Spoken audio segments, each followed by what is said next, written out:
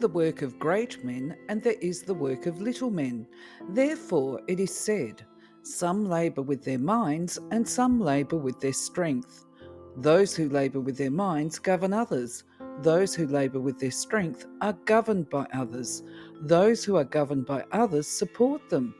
Those who govern them are supported by them. This is a universal principle. So I like life and I like righteousness. If I cannot keep the two together, I will let life go and choose righteousness. Sincerity is the way to heaven. The myriad things are complete in us. There is no greater joy than to reflect on ourselves and become sincere. Only those who develop their minds and spirits to the utmost can serve heaven and fulfill their own destinies. When one by force subdues men, they do not submit to him in their heart. They submit because their strength is not adequate to resist. The way of learning is none other than finding the lost mind. The fruit of humanity is devotion to one's parents. The fruit of righteousness is to respect one's elders. The fruit of wisdom is to understand these two and not to betray them. The fruit of propriety is to regulate and polish them. The gap between enthusiasm and indifference is filled with failures. The great man is he that does not lose his child's heart. The feeling of commiseration is the beginning of humanity.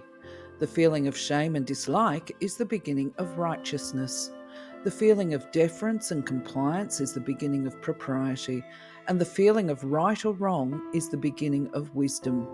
Men have these four beginnings, just as they have their four limbs.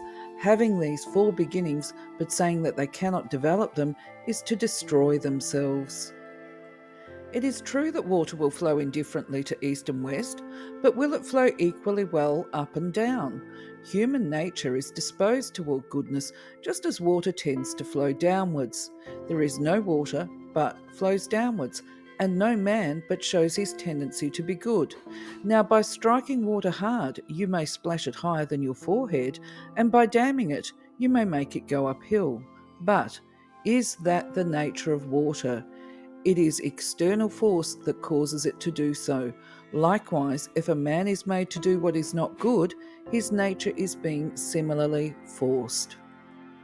All things are already complete in us. There is no greater delight than to be conscious of right within us. If one strives to treat others as he would be treated by them, he shall not fail to come near the perfect life. The way is near, but men seek it afar. It is in easy things, but men seek for it in difficult things. The great man does not think beforehand of his words that they may be sincere, nor of his actions that they may be resolute. He simply speaks and does what is right. Friendship with a man is friendship with his virtue, and does not admit of assumptions of superiority.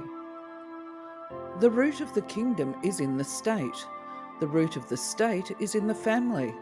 The root of the family is in the person of its head. Treat your elders as elders and extend it to the elders of others. Treat your young ones as young ones and extend it to the young ones of others.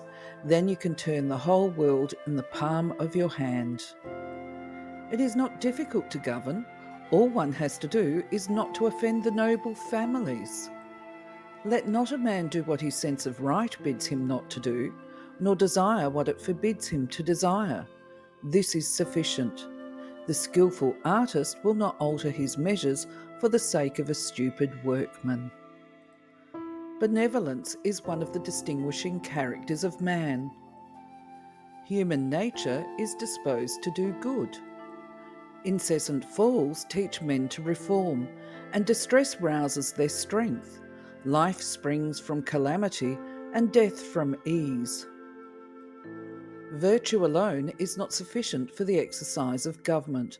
Laws alone cannot carry themselves into practice.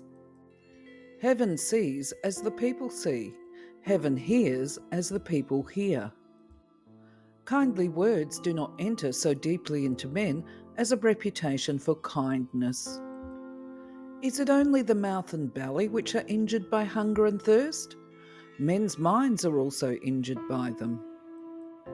When I say that all men have the mind which cannot bear to see the suffering of others, my meaning is illustrated this way.